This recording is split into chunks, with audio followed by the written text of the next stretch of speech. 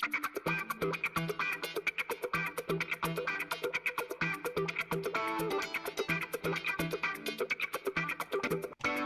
to the Ref Room, hockey talk for referees, coaches, players, and fans.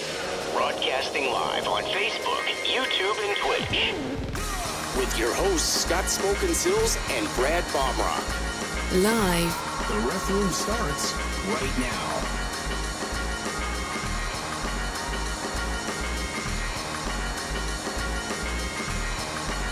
And now your host. Oh yeah, it is Monday. I am Smokin, Silz. Maybe not. And you are, a black square. Yeah, now I gotta fix this, huh? It's always something, man. You know, you just let's see. This one let me? No, not gonna let me in there either. So I got to deal with this. All right, we were on there a half hour. Yeah, I was on there. Everything was fine. Now I can't seem to get in. It locked me out. And I have to change something, so it figures. All right. Well, anyway, it's the Ref Room. I am Smokin, Silz. You can't see me. My man, Baumruck.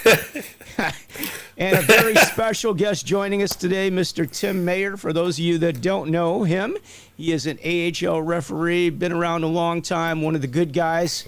I had the pleasure of meeting him about 4 or 5 years ago at the district seminar. Did an unbelievable job, and really happy to have him here. He's a friend of Brad's, and welcome to the show, Tim. Thank you guys so much for having me. Pleasure to be here. I appreciate you guys having me on. We're grateful for you giving us some of your time and some of your expertise, because we are going to pick your brain today. That's what we do on this show. I understand you've recently retired. Was this your last season with the AHL? I did. This was my last year. Retired the first week of April, so I did 13 full-time years in the American League, and hung it up after the year. So I'm looking forward to going into supervising and trying to give back a little from grassroots hockey all the way up to the professional ranks. Nice. Now, do you still work any games like local at all, or? I haven't really thought about that too much. I've with my business right now, I have gotten a few. I'm very good friends with the assigners and the schedulers around West Michigan, and I've gotten some phone calls and text messages. But as of right now, I said I need to take some time. I'm stepping away for a little while right now. I play. I still skate. Play in the mornings. All roads lead to men's league. You know that. All roads. Doesn't matter what level you there play he at, goes. they all lead to men's league. Yeah. No, I don't want to play any men's league. I'll start swinging my stick at somebody. But, See? I'd be better. Typical ref. That's right. So I don't know if you want that aggravation. Men's league, come on. I mean, I don't mind it to change it up every once in a while, and especially if I see a buddy on there or something. But I don't want to referee men's league all the time. That would drive me nuts. it is challenging. I had games last night. Somebody ices the puck, and I wave the icing off, and the guy turns to me. He's like, "Were you gonna wave everything off all night? You're not gonna call anything?"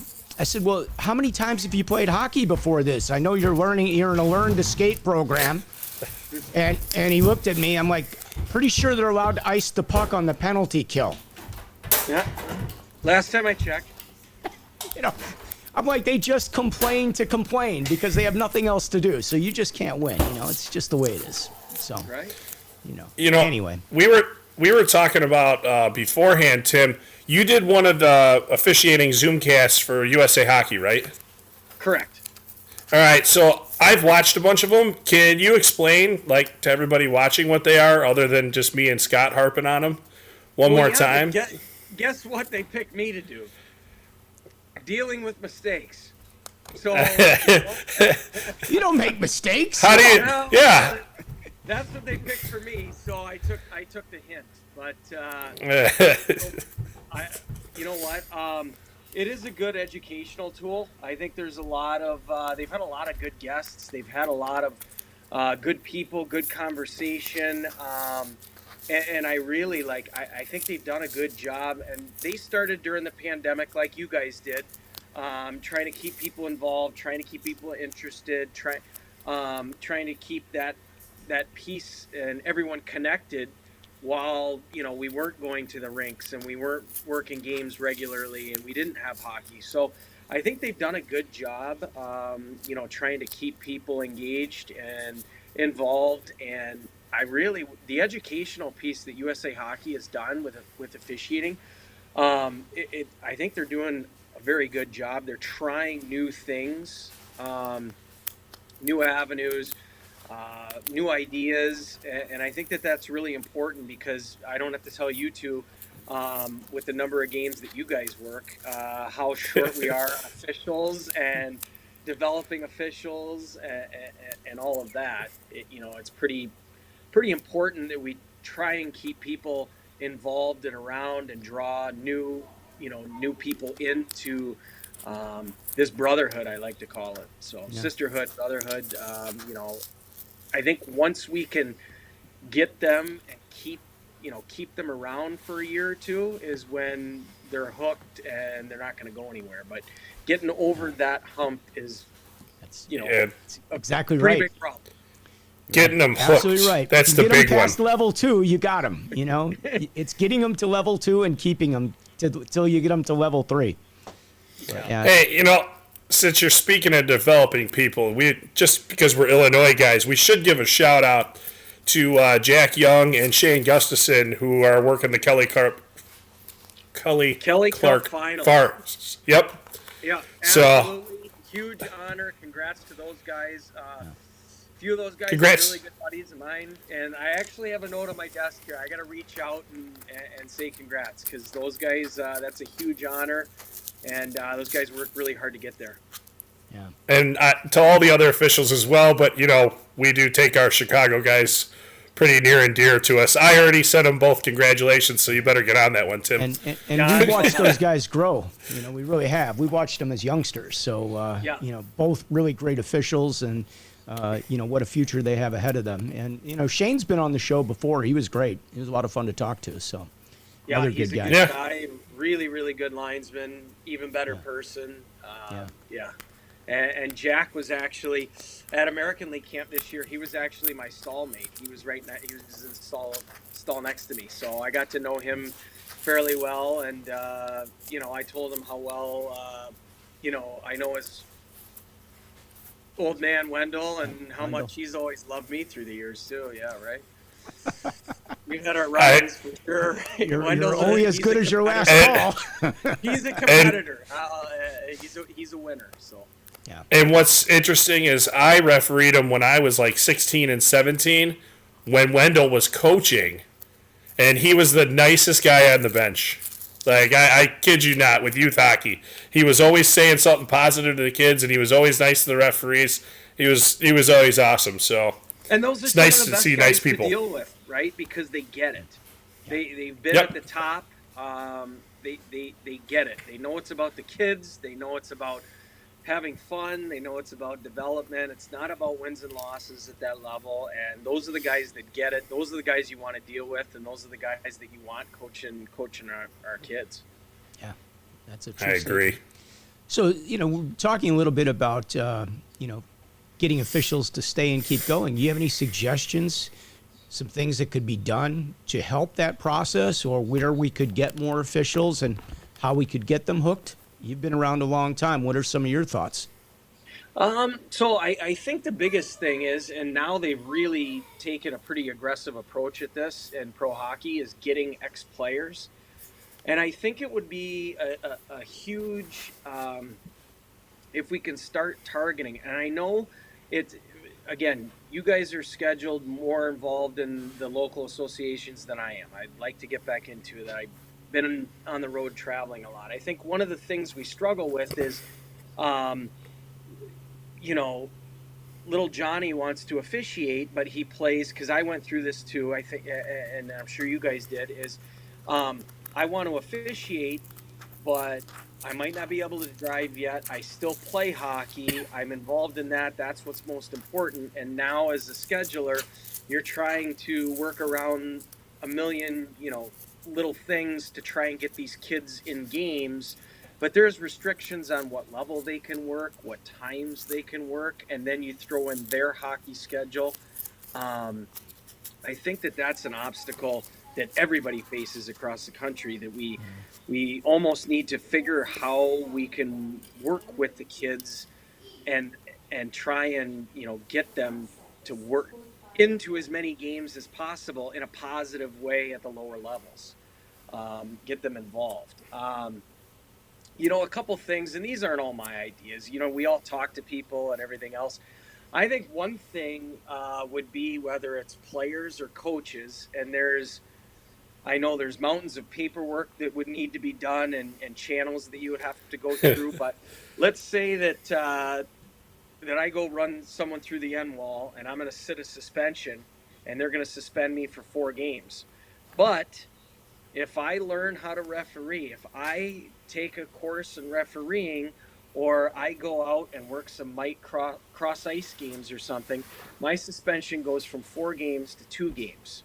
Because now I'm going to go out there and I'm going to have to experience what these people do, what officials experience. And that goes for the coaches too. A coach gets tossed, and which is inexcusable, but instead of sitting a full suspension, hey, listen, you're going to have to buy some referee equipment. I know these are some crazy things. Monumental.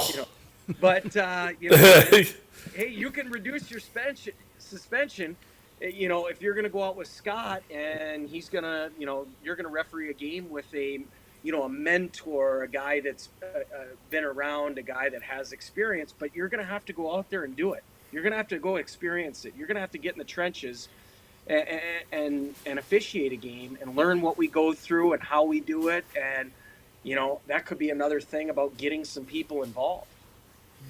I think a lot of hockey guys that I've met, it's almost some of the guys that I used to referee Man's League and things like that when I was younger, it was guys that coached hockey and they played Man's League and stuff, and then their kids got grown up and they're rink rats and they didn't have coaching to do, so they started officiating. And I think that's something we can try and draw from as well.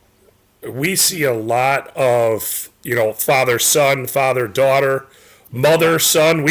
I'm shocked. I'm not putting it down, but we do have quite a few mother-sons that come in for officiating, and then we make sure that we had some mother-daughter when I started. We have.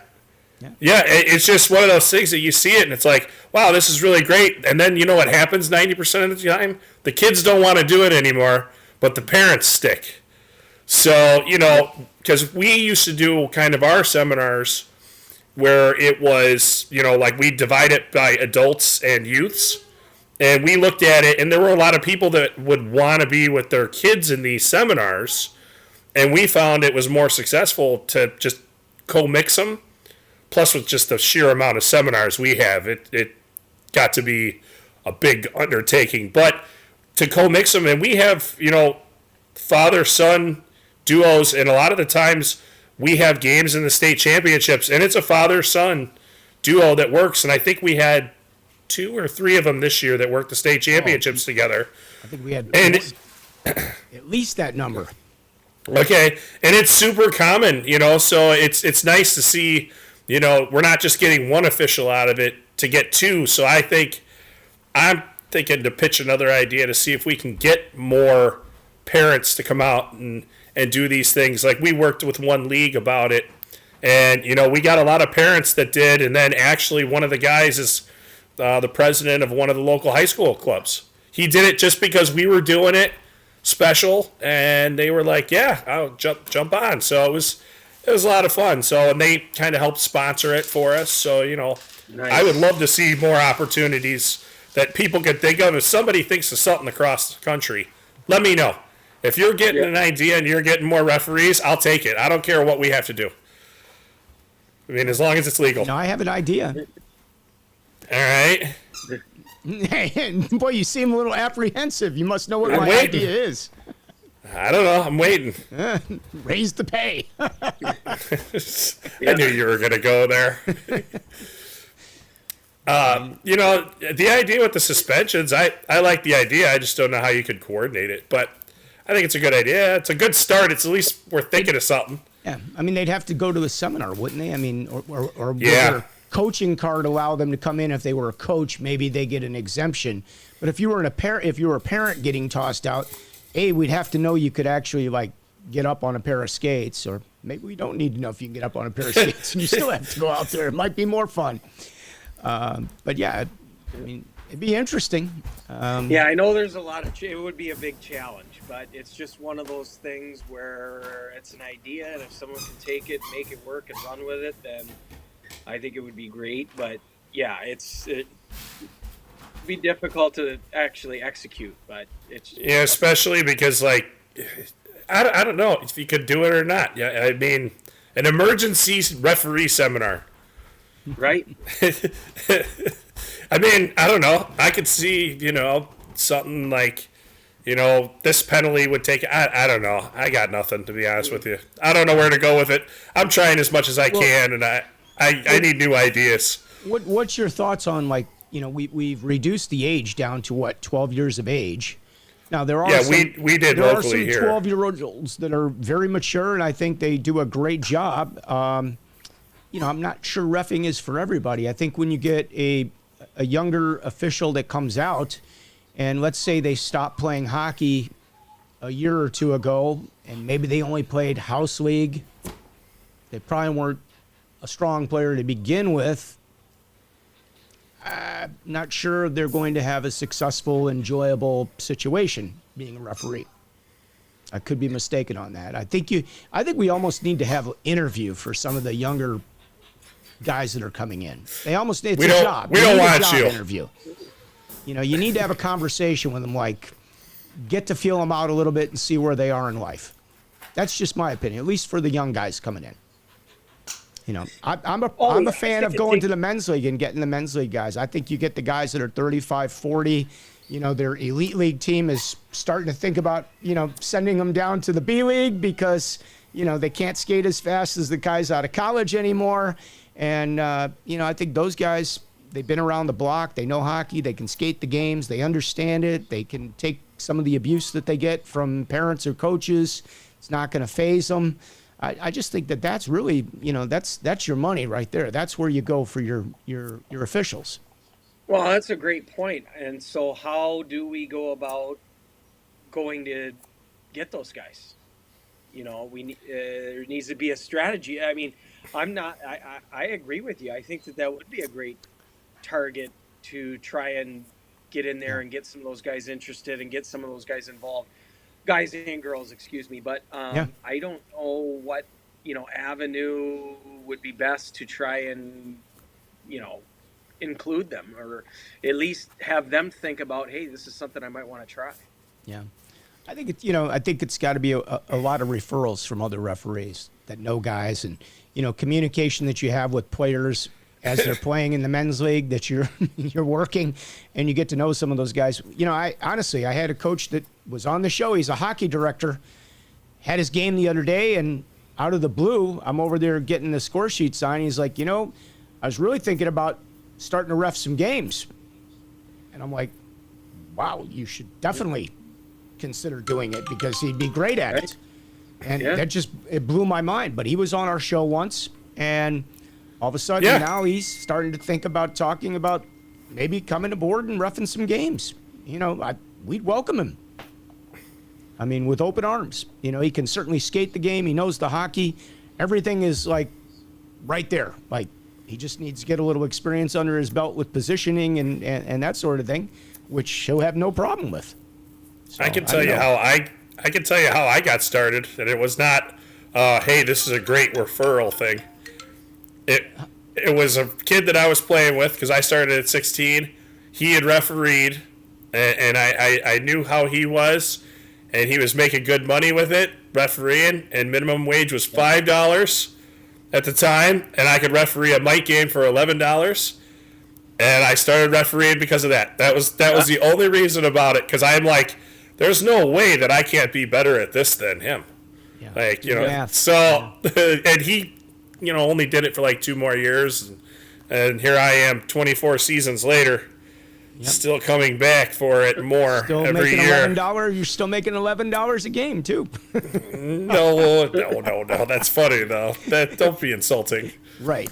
Carl says, whoops, that went way too That fast. went way real fast. When the seminar's coming out, Illinois, and how the registration coming along? All right, Carl, we're going to answer that. Brad, tell them, when does registration open and what's the procedure? July 1st for Illinois. There you go. There has been some questions as well. Yes, you were able to see the seminars on the USA site. Originally, they have now since been hidden. You can't request them. They will open tentatively July 1st, as I did hear that USA Hockey had their lines cut to the building twice in a row, I guess, right before the launch. And that's why people say tentatively, so I'm going to go with... Yeah, I guess they were doing some road work. I just heard this from somebody that was in town for some stuff. And they were like panicked, I guess, or something. I don't know. But yeah, like they were doing work around there and they cut their lines or whatever. So tentatively, we're going to open if nobody cuts any of our lines or like the building that our servers are in starts on fire or anything like that. So I just want to say tentatively, July 1st, it should open up.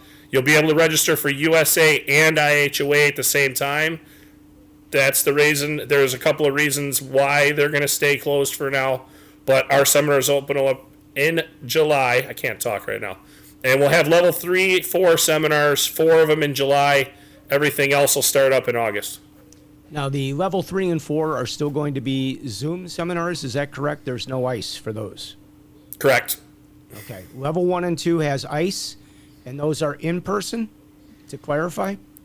Level 1s are 4 hours virtually, and then an hour and a half of ice remainder to make it an 8-hour seminar total. So could be an hour of ice, could be an hour and a half, depending on how we were able to buy ice contracts. And then level 2s will be 3 hours, 3.5 hours online, a half hour in person before the ice, which is either going to be an hour or an hour and a half, depending on ice contracts. And I believe there is no no closed book test anymore. The closed book test does not exist this year. It's all open book. I'm guessing level 1s, 50 questions. Level 2s, 50 or 100, not sure. Level 3s and 4s, probably 100 questions, I'm guessing. All open book, no closed book. I could be mistaken. Could be 50 questions, could be 100 questions, but... You know what's scary? I'm not sure what the level 1 or 2 is, but I want to say that the 2, 3, and 4 are probably 100. Yeah. And I don't know if the level 1s are 50, but don't quote us on it right now. Yeah. Because I'm not 100% sure. Yep.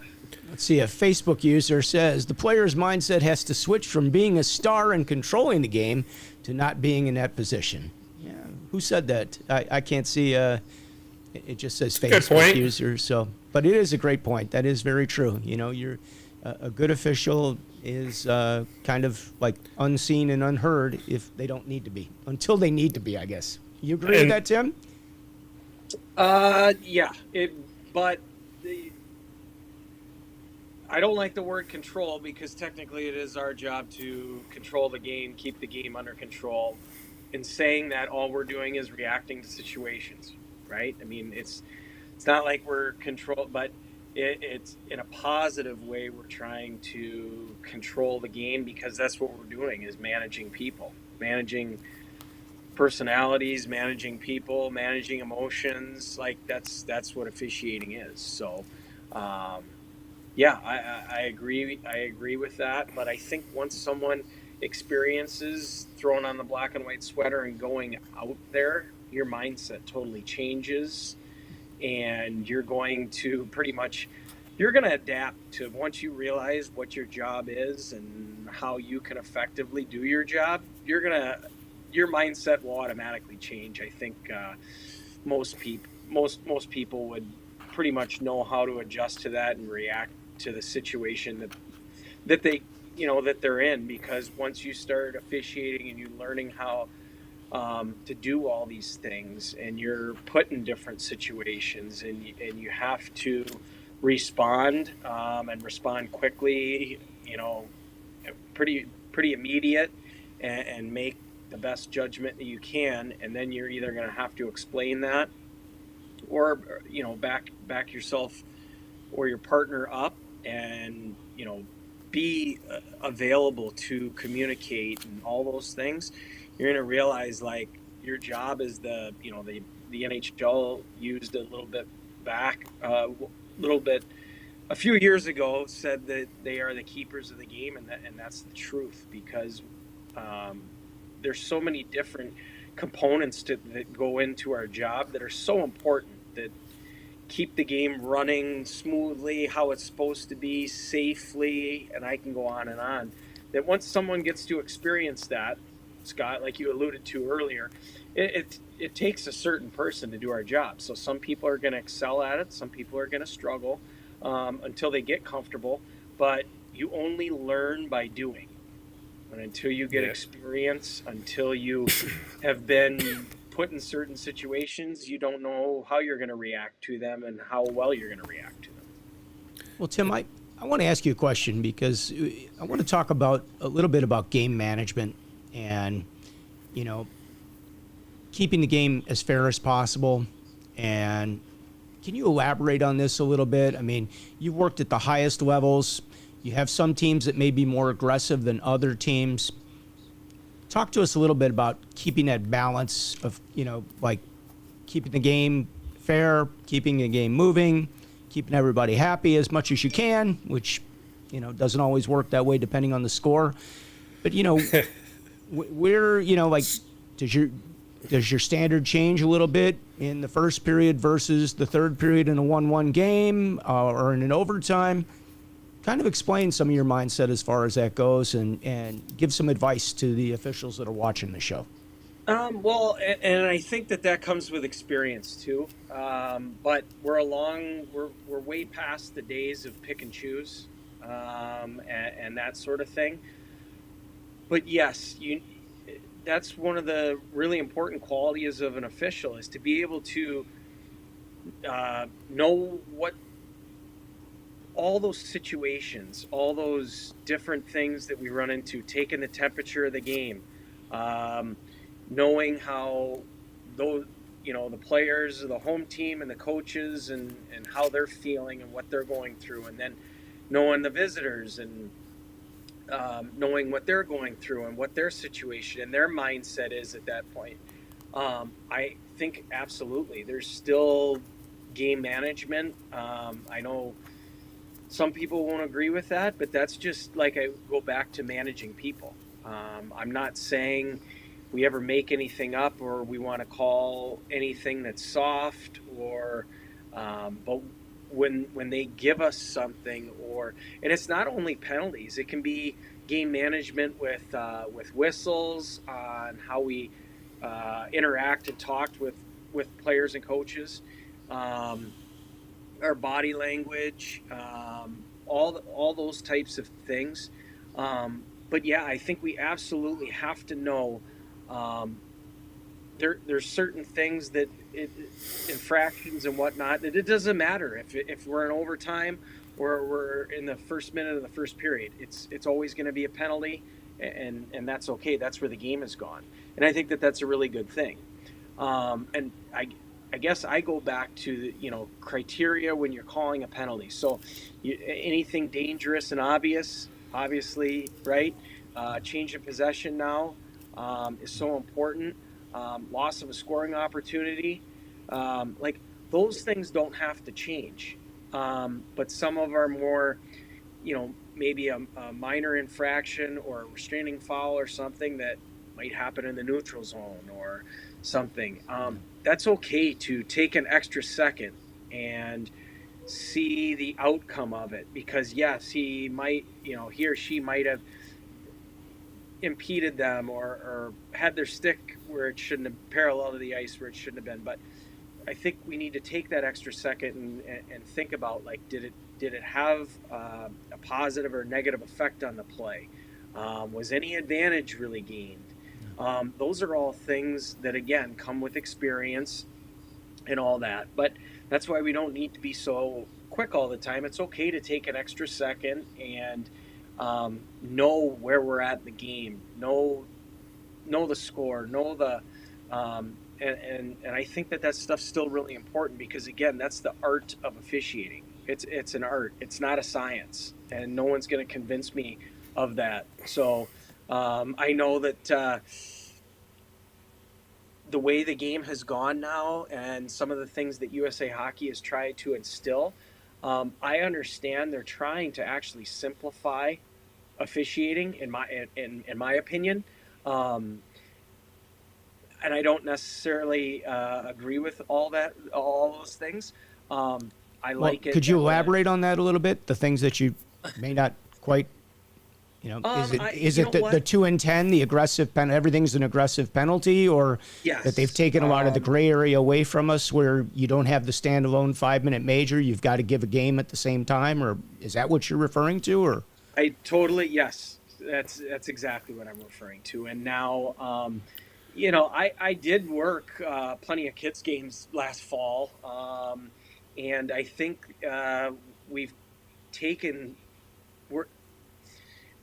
officiating is all about making decisions and evaluating situations, like I said, and I think we've taken all of that out of it now.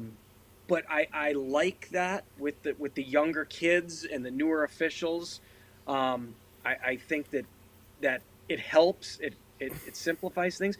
But you guys see it more than I would. I don't really know if that's been a positive. Because we can go into, I don't like a lot of the rule changes. I think that they're trying to change the game, and those rules were really unique to our game. And I think we've gone a different route, which I don't necessarily agree with changing some of the rules. what are some of those rules that you're referring to? I think I know what they are, but I'd like the audience to know. Mainly icing and offside, and I know exactly. I know they're trying. They're saying that it's going to help the players in that regard develop skill. Right? You have to make a decision. You have to make a play. But our game is unique in that it's always moving. When there is a foul or an infraction or a penalty, someone's actually removed from the game. Like we have all these unique rules that make our game so great. Go ahead, Brad. We change players on the fly. Yeah, exactly. Yeah. Like nobody else is jumping out there in the middle of the game and jumping on the ice. It's definitely a unique sport. Let me tell you. I mean, and we're it's trying got to a get lot. up and down the ice while those guys are changing too. So yeah, that's why you the haven't tried that at non-bench home, side is your parents, friend. give that a try sometime. It's not fun. You can get killed. Trust me. Poor NCAA guys now. I mean, the new rinks, all of them, the benches are at center ice across from each other, and the home team the penalty bench is next to the home team's bench. That's the advantage. Yeah. I'm like looking at the Notre Dame rink when my kids are playing there, and I'm like, I haven't actually seen this like this before, and I'm like, I wasn't even aware of this, but it scares the hell out of me to think that you don't have a side of the ice that you're clear from the benches. Nope. Could you imagine? I mean, it's been done at Could you different imagine rinks. working a 3-man in that situation? So when I skate on a 3-official system where the referee has no way to get away from the bench and get to the other side of the ice so that they can have a much easier time getting up and down without having to deal with a line change, I can't imagine. So in Kalamazoo in the ECHL and Fort Wayne in the ECHL, if that's 3-man system, the benches are on opposite sides in both of those arenas. Yeah, but they're not directly at center ice, are they? Pretty much, yeah. Okay. Well, I can't. I mean, they go into the zones a little bit, but I mean that was always the obviously it's challenging. At the same time, you're doing a line change and you're looking both ways, You almost need a 4-man system and a ref on each side controlling the line change. I mean, yeah. Not interesting, crazy. but yeah, those benches. That was the first time I ever saw it like live, and I was like, "Whoa!" And I started thinking about 3 officials, line changes. I'm like, "Boy, this would be a big change, like from what I'm doing now." But hey, I get it. If anything that they're going to try in the game, I mean, We'll try it. To me, that would slow the game down because now if you had a 3 official system and the referee's got to come out to do the line change on every whistle, he's really got to get up to center ice. He can't really do that from, like the blue line area. He's got to kind of really get up there and watch both sides or position himself maybe at a lower point where he can look at both benches and see everybody in the same view where he's not turning his back to somebody. I don't know. What did they do in that situation? I've never seen it, so I'm not sure how that would be handled. But you might be better off being down in the slot and looking at both the benches so you can actually see, everybody's like here or here versus here, there. Be crazy. Yeah, it's pretty much come to the top of the circles to the blue line area and kind of give them both a look and Yeah. But yeah, it's that's again something unique though, right? I mean, that doesn't happen in other sports, so that's pretty unique. What do you think of the 3-man system versus the 4-man system versus the 2-man system versus the 2-1? The 2-1 is the worst system in all of officiating. It should not be used. Monkey in the middle. Well, that's not the proper way to work the system, Scott. I know, but All right. So for those of you that don't know what we're saying when we say the 2-man, the 2-1, the 2-1 is 2 referees, 1 linesman. So you have 1 guy that drops the puck the entire game, which may not be a bad thing because it's consistent. You got the same guy dropping the puck. It's coming down the same way each time. And you've got an extra set of eyes because you have 2 referees watching the game. That's the 2-1. The vice versa, that would be the 3 official system, 1 referee, 2 linesmen. And that ref's got to watch everything. And then, of course, you got the linesmen watching the blue lines and all that good stuff and the players and so on and so on. You like the 3-man system, Tim? Or do you prefer the 4? I think, and especially in upper levels, I think that the 4 official system is it's what's necessary. It's what has to be done now. Our game's gotten so fast. Yeah.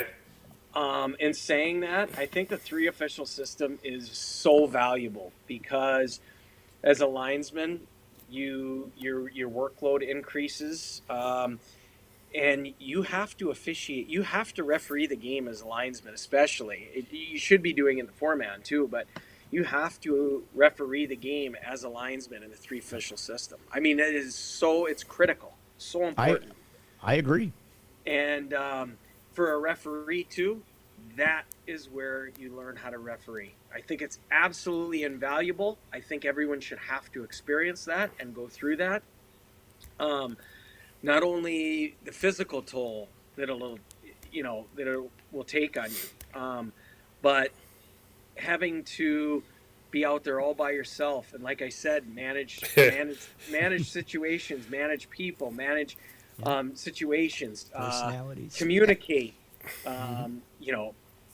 See what you're going to see in the position that you can best get into, and make people say I remember coming up, no, don't guess, never guess, you can't guess. Well, we've all been there. When you do this job long enough, and we guess plenty of times. You better guess right. You better are be times right. you are guessing. That is correct. Yes, An educated guess, though, because it comes from experience. And sometimes that can be just a line call, like a line call that you just know there's no way he could have been onside for that. There's just no way. And you're probably right because you've done it so many times. He couldn't possibly get in that position and be onside. So exactly, and that totally comes like with experience, just like you said, Yeah. or the old. That doesn't look right, or that look. Yeah. Yep. It didn't look right. I hate that feeling. Go with the gut. But I'm like, I know what happened though. Yeah. All right. So here's my next question for you, and we're throwing some tough ones at you. I don't know. Do you like to share as in the 4 official system? We got 2 referees. Now, probably at the level that you're working at in the AHL. Everybody's on the same page. You guys have been well trained. You've got plenty of experience. I would assume you're right. You're on the same page with your partner, oh yeah, or pretty dialed. then there's guys that we're just not on the same page with. And, it's probably different if you come down and work a youth game and you're working with somebody that doesn't have the kind of experience that you have. Having to share that, 50-50, it's not really 50-50, but, you're sharing the standard.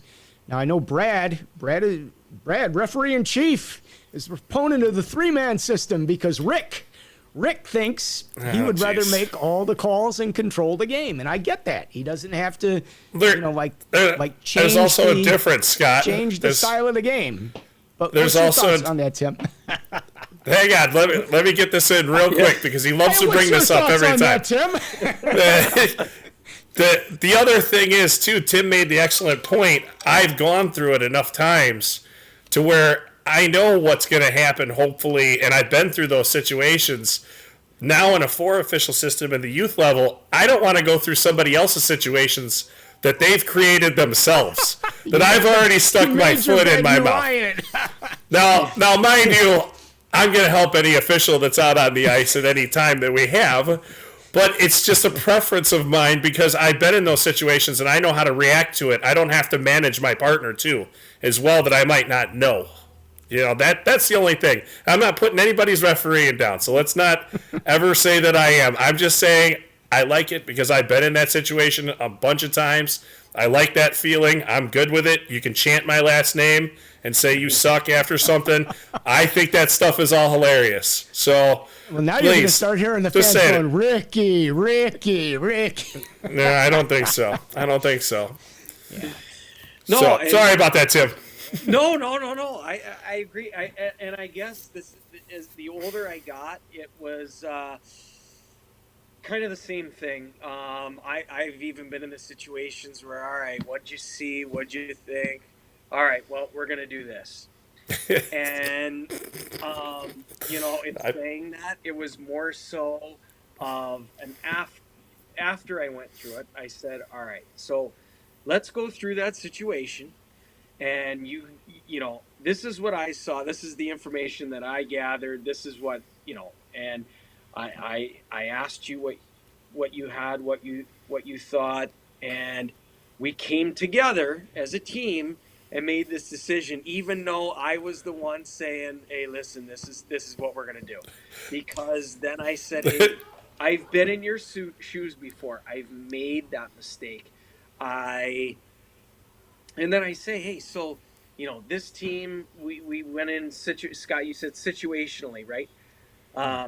This team has, taken 1 million penalties in a row and is down, and this team has, been running around because they're up or they're the bigger, faster, stronger team here or something. So how can we, with the path of least resistance, and try and keep, we don't want to lose anybody. We don't want to lose the coaches. We don't want to lose the players.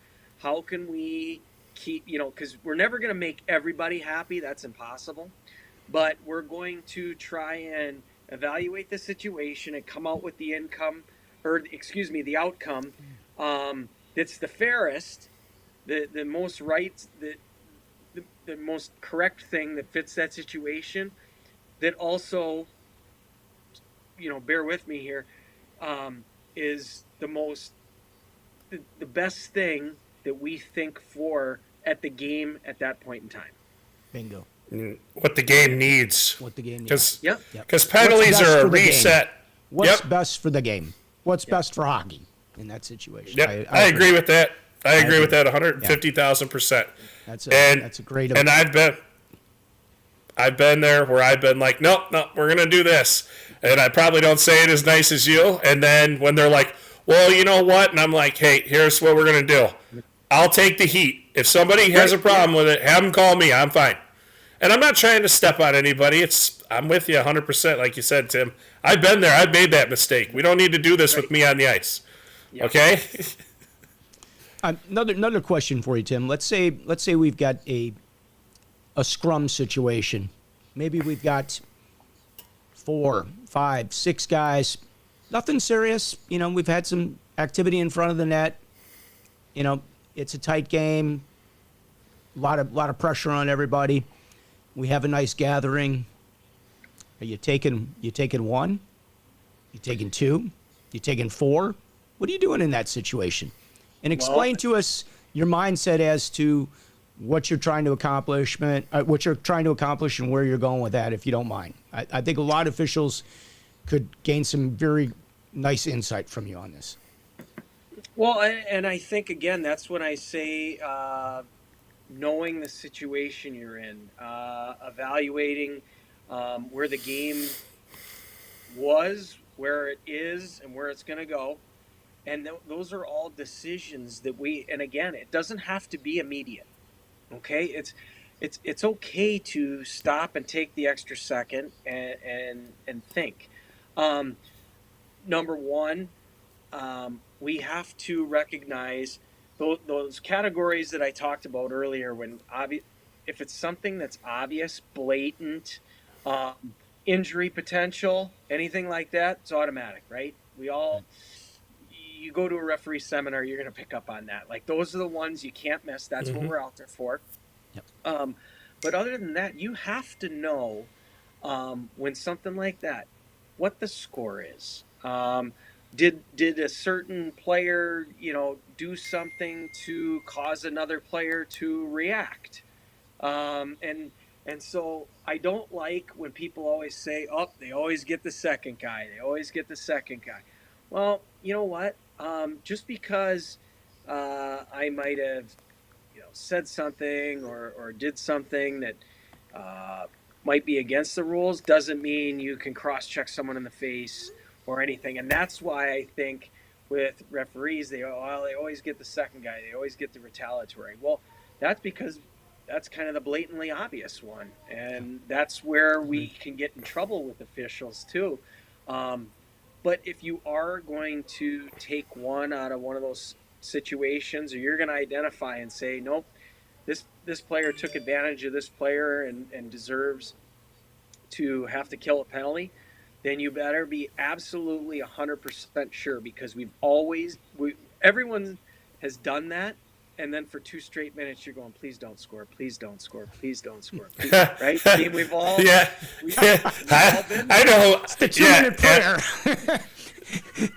Well, it just sometimes you feel like you're like, like and you don't realize it right away. So I get it. I'm with you 100. I've been there. Yeah. Just like being too close to a hit, and you're like, boy, I know something happened on that hit. Yeah. Okay, like. Keep going. So, right. And saying that, I'd like to say, like, from my school of thought is I like to tell people that it's not necessarily, like I said, a violent foul, a major penalty. But in my opinion, it's okay if you're open and honest, working hard and everything, to miss a penalty than it is to call a bad penalty. Because they can forgive us for missing something. But if we make something up or overreact to something, that's when they get most upset. And it's understandable, because it's, obviously a mistake, but you can come back from missing a penalty. And it's better to evaluate the situation or take the extra second, right, wrong, or indifferent, if you miss something, to just miss it, than it is to make something up and make a team, kill 2 minutes. And then that's when people say, oh, you affected the game. Yeah. That's, that makes a lot of sense, especially because if you miss it, okay, we can forgive you for missing it. But when you make it up, they're going to definitely react the rest of the game. That's a hook too. That's a hook. Like if you didn't get one or you guessed on it, I get that. That was insightful. I like the way that was said. I mean, I'm it's stealing that. Your standard, and they can hold you accountable to the standard. Like, hey, you called that before. Why aren't you calling it now? And I get that. I totally get that. Let me ask you one other thing too, and that is, this personally, I find it sometimes very hard, at least in amateur hockey, to get numbers sometimes in a penalty situation. And what I mean by that, maybe you have 6 guys in that scrum, and it's really hard because we have to go in and break up the scrum. We might be working 2-man, have to get in there and try to break the scrum up. And sometimes it's hard to get all the numbers at the same time while trying to protect the players. And in addition to that, time goes by before you can get to the box, and a lot more has gone on and more conversations and everything else. And by the time you get there, it's like, oh boy, I had 6 numbers. I'm down to 1 or 2 now. Do you have any tricks that you'd like to share with us that have been shared with you over the years in that situation to help an official, like to remembering those numbers and dealing in that situation? Obviously, if you had time to take out a riot pad and start writing everything down, that's great. But you may not have that luxury if you're working in a 2-man and you have to actually get in and help break things up. So. Yeah, well, in a multiple penalty situation like that, or with a gathering, I guess, first of all, I've screwed it up, right? We all have. So then you're like, what did I do yes, we have. there? Or, yeah, like you walk yourself through it, and what did I do? I guess the thing that I do first is I say, number 16, red, started it all. And then I work backwards. So I say, red is going down. They are going to kill 2 minutes. It's 16 red. Now, and see, you guys have to walk me back. If I have 2 players with USA Hockey, so if I have 2 players from one team and 1 player from the other, the team in USA Hockey can still choose who they want to sit the 2 or no? Well, so it depends. Okay, if the same player has all 4 minutes. No, 2 separate players. They get to choose which one is going to serve the coincidental and which one is going to jump. Right. Okay, so that's the same as that I'm used to. Yeah, yep. Yeah. So, but what I'm saying is, then we work backwards, right? So then, the other numbers, I think in that situation, Scott, if you can get number 16 red. Yep. If you got the guy that started it. Now we work backwards. So it really doesn't matter in a multiple penalty situation. If you have the right team and the right player going down shorthanded, if I grab 25 from the white team and 7 from the red team, and they're sitting coincidentals, yes, we want to get the right players, but if they were involved somehow, some way, and it's going to be a coincidental penalty, it doesn't. At the end of the day, we want to make sure that the right player or team goes down shorthanded, and after that, we work backwards. And it's okay if we don't have all 3 of the right players, but we're sending a message by saying, hey, you guys are still going to go sit for 2 minutes for an infraction that you committed, and everyone, the benches, the spectators, their fellow, the players and they took those guys too. They're not messing around anymore, right? And that might have to happen more than once. But if you get a differential and put a team down by identifying the person that started it, or the most aggressive, or the most dangerous, or something, or let's say there was nothing going on, right? We've all been there, and then someone comes in and we're like, this whole thing started by your player, right? Agreed. He took the guy that came a day late and $1 short to the party that had already ended. And it's like, started the whole thing, for sure. Yeah. And well, if your guy and they're not necessarily going to agree with you, but at the end of the day, if they respect the decision that you made, and you said, hey, listen, this is how, I drew a line in the sand, and they crossed that line, and that's where the line's going to be consistently all night. So now that, I've explained that to you. I've talked to your captain about it, and now I've come over the bench and explained that, and that's the line that I've drawn. We all got to get on the same page now, because I've communicated that with you, and so we all got to get on the same page now, and we shouldn't have any problems. Yeah, that's good stuff. I hope everybody was paying attention to that, because that is such a good analysis. I love it. Very nice. Agreed. I got nothing else. Referee in chief agrees. It's all good, everybody. Jesus, you're just not gonna let this go yet, are you? right, let's look let at a it few go. of the comments. So that one that about the player's mindset, that came from Karen. So thanks, Karen, for checking in. Appreciate you watching, as always. MSU benches are across from each other. We were talking about the benches earlier. Go green. Let's see. I got my green on here. How do you counter the comments that penalties should be even? Oh, that's let's pose that to Tim. All right. How do you counter the comment that penalties should be even? There's no place in the rule book for that, right? It doesn't say penalties have to be even, but I think most referees are trying to keep the game some sort of a balance, unless it's just so out of hand that somebody's totally like lost their mind and they're just running the penalties up. Your thoughts? So, and you guys have done just probably more games than I've done. But in my in my experience, I would say, and correct me if I'm wrong, I'm gonna say more oftentimes than not, when the score is somewhat close in a hockey game, things normally take care of themselves, right? Without even thinking. At the end of the day, they always say, "Oh, the marbles, marbles in your pocket." The marbles. Things normally even themselves out. It's just right. It's the hockey gods. It's just the way it works. And it's about the referee managing that one little flare up that could potentially cause the game to go over the hill. Yep. Yeah. So in saying that, though, we all penalties. That's 4 in a row against us. That's whatever. As an official, right? If you've called 4, I'm not going to call 4 marginal hooking penalties against you in a row, right? I mean, we're talking boarding, cross-checking, high sticking, obvious trip.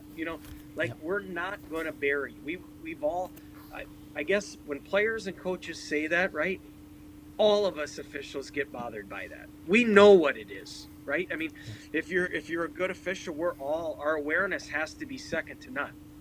Yeah. So we know that I've given you 4 penalties in a row. So that's when we have to put that back on them. We can't go up to their bench. We've all been in those games, and it's like, yeah, if you guys would have touched the puck this period, you probably wouldn't be spending all this time in the box. you haven't possessed the puck all game. So it's up for them to take penalties when they have possession of the puck the whole game. Yeah. Can't go over and tell them, hey, coach, you might want to win one board battle before the day is over, okay? Exactly. I don't think they'd appreciate it. Those are certain things that we just can't say.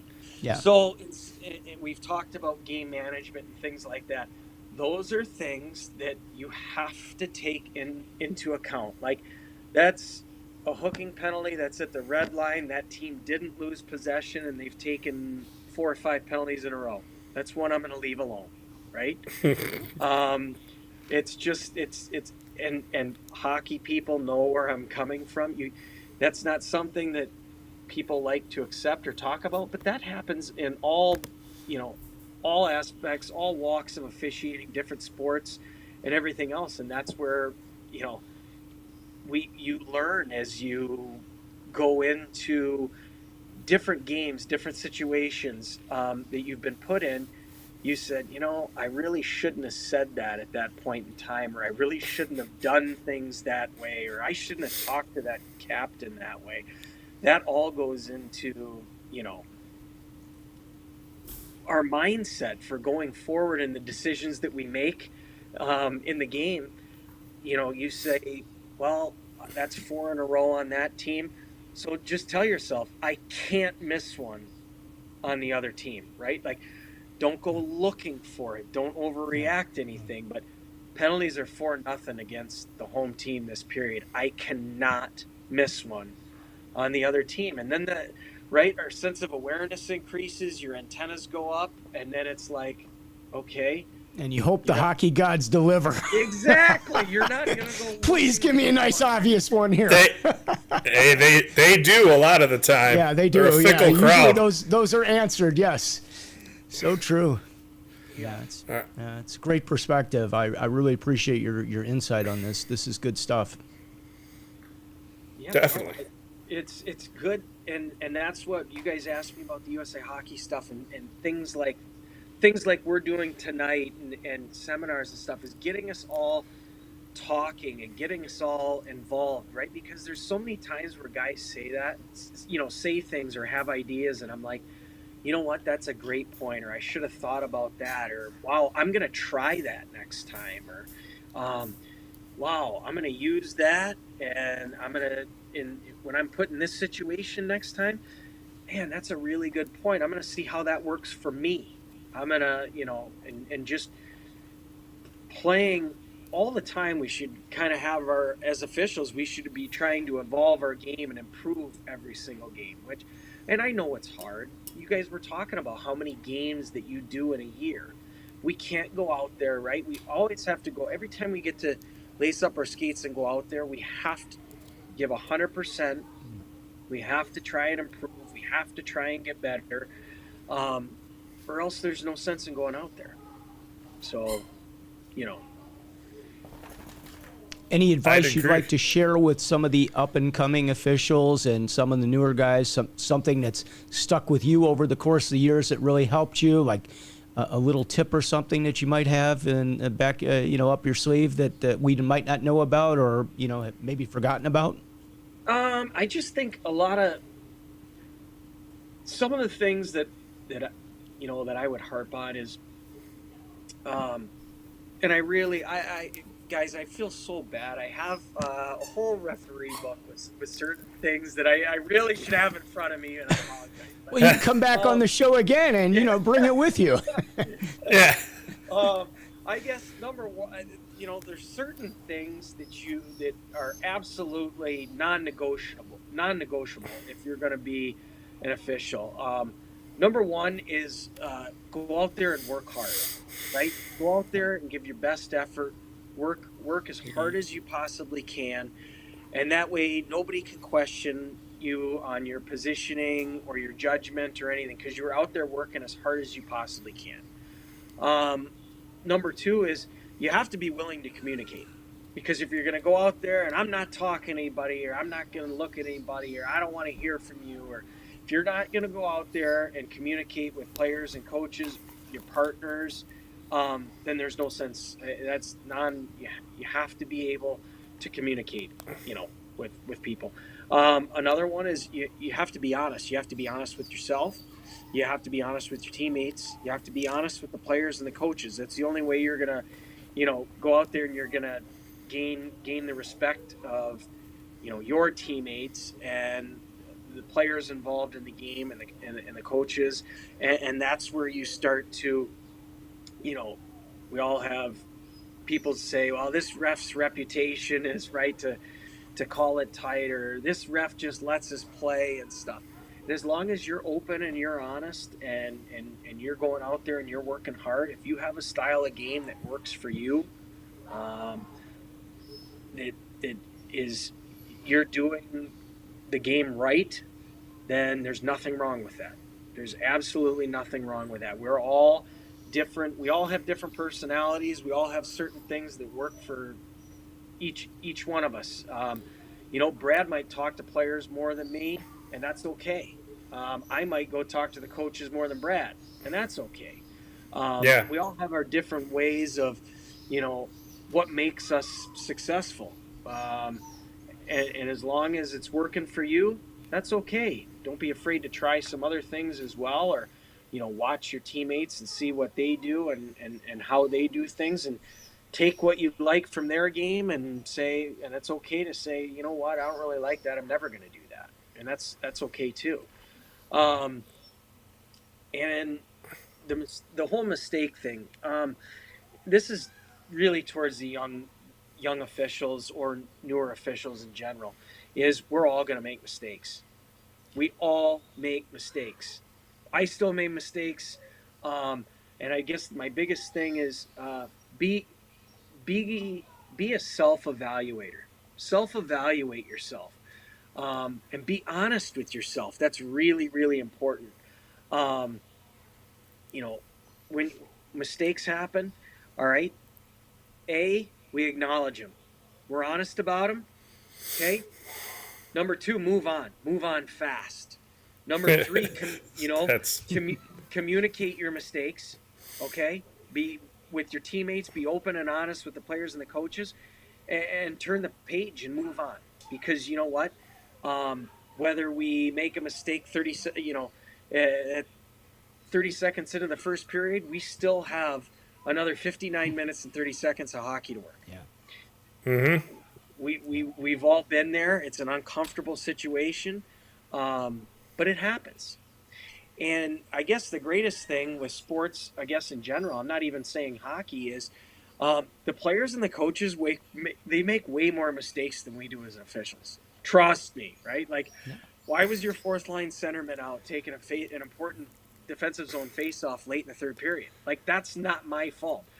No. Well, it was an icing, or whatever. Like, it's all hockey is a game of mistakes, right? It's chess. It's not checkers. Coaches, as referees, hockey is a game of mistakes. Yeah. And whoever makes the least mistakes and whoever reacts to their mistakes the best wins the hockey game. And that's what approach we should make as officials, right? All we're doing is reacting to situations. Yeah. And really good hockey players, great hockey teams, great hockey minds, coaches, all they're doing is reacting to mistakes over and over and over and over again. And that's how they develop the systems they play, how they play the game, how they coach the game. And us as officials, when I really would stress, be a student of the game. I think that's really important. I argue us as hockey officials love the game just as much as the players and coaches, or more, because I would agree. Of what we go through and what we do.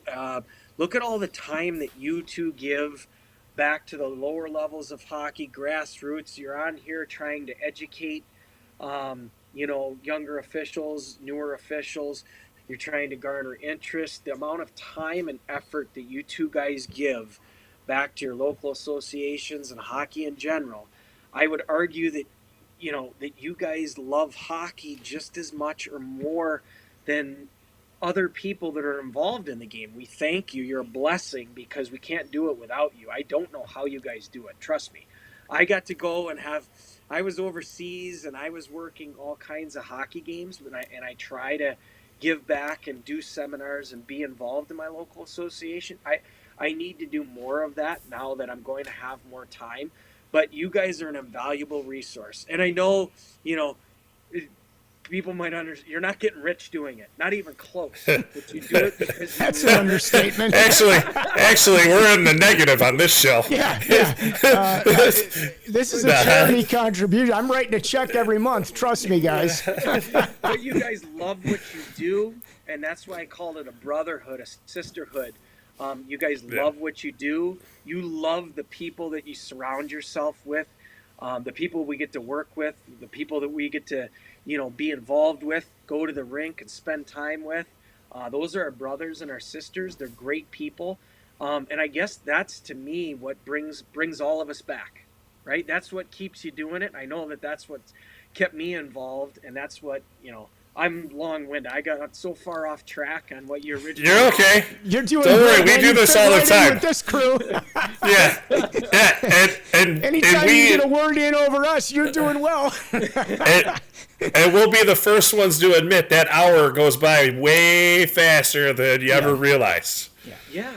So, at least for us, because we love it. I mean, this is so great, man, to get somebody at your level and your caliber of officiating to come on here and share some of this insight. I mean, I'm just loving it. I'm sure a lot of our audience and a lot of the viewers that we have on YouTube and Facebook will get a lot from this if they sit down and take the time to watch. And we do have a lot of people that do. So we really appreciate it. No, we keep you here all day, you guys Tim. do, like I said. I mean, I really thanks for having me on. I really when Brad got in touch with my buddy Mark and said, "Hey, can you come on?" I looked all your stuff up and everything, and I was really impressed. But no, it's people like you that keep people involved and get others, new officials involved. And without you, we'd be dead in the water, because as we spoke about before, we're really struggling in that regard nationwide. with our officiating numbers. And I can speak for Hockey Canada as well, just because I have so many friends and colleagues up there, and they're going through the same growing pains, as we are. But it's things like this. I would love to come back on, and like I said, I'll have some better material, and I'll be a little bit better. I don't know how you'd have any better material than what you had today. I appreciate all this stuff that you've shared. It's been wonderful. Oh yeah.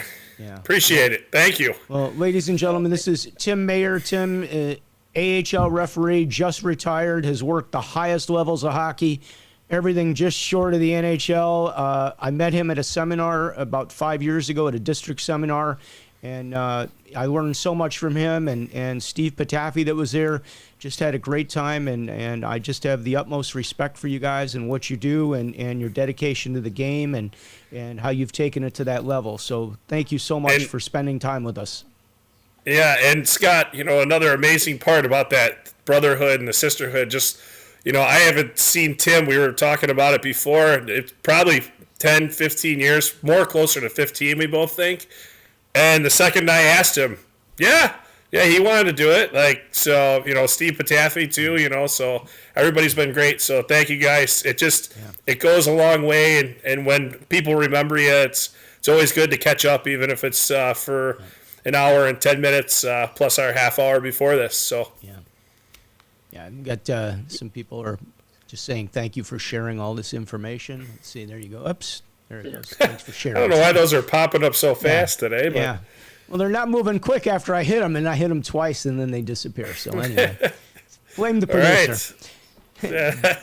The tech At least crew. he got his camera working. Yeah. That's a whole nother story. Like, this thing has a mind of its own because I've got multiple cameras hooked up, even though I only show you guys one angle. But it's like every time I restart the program, it switches. So my main camera becomes my secondary becomes my main, and I have to switch it like every time. So if I don't check every slide before, I'm screwed. Anyway, if you guys love the channel and you want to buy us a coffee and help support the channel, go to buymeacoffee.com/refroom. The replays are up on YouTube, youtube.com/refroom or /c/refroom.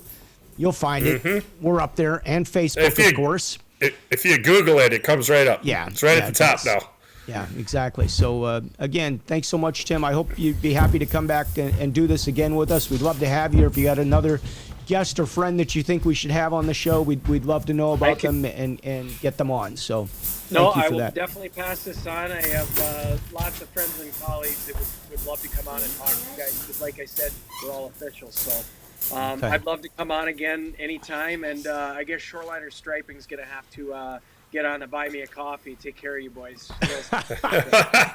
Get that plug in for your business. If you need striping for your factory, your car dealership, your parking lot, whatever the case may be, call Tim Mayer. Everybody, give him the name and the number. In Put Michigan. it out there, Timmy.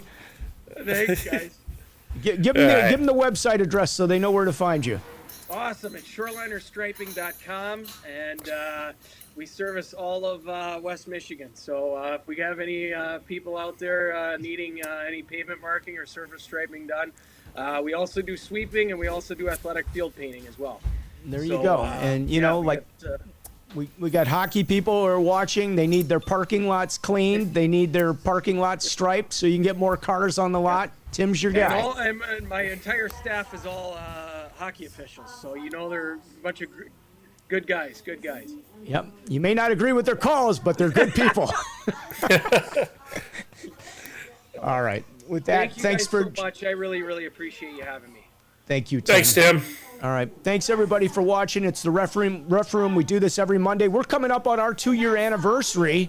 That's only a couple weeks away. We'll be back next Monday, 5:30 p.m. Central Time. Replays are always up on youtube.com/c/refroom and, of course, Facebook. Thanks for joining us, everybody. I'm Scott Smokin Silz, our special guest, Tim Mayer, and our referee-in-chief, Rick Brad Baumruck. God, you keep doing this, aren't you? You're just not going to stop. Have a great week, everybody. We'll